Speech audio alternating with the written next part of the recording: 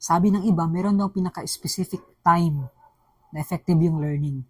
Totoo naman yan. For example, very early in the morning, 3 a.m., mas effective yung learning. Pero ito yung itanong mo sa sarili mo.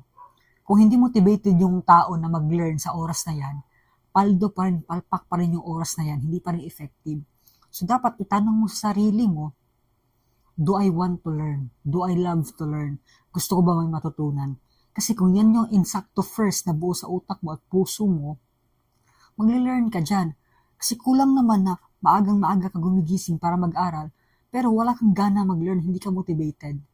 Again, I'm not against early in the morning study, like 3 a.m. or kahit ano ba man yan. Pero itanong mo sa sarili mo, do I want to learn?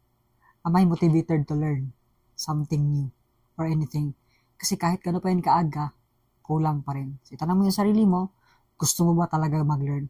Because I really believe, kahit anong oras pa yan, kahit ngayong iba nga nakakapag-aral sa mga maiingay na lugar, pero motivated silang mag-learn, nakaka-learn pa rin. So, hindi po sa oras yung learning.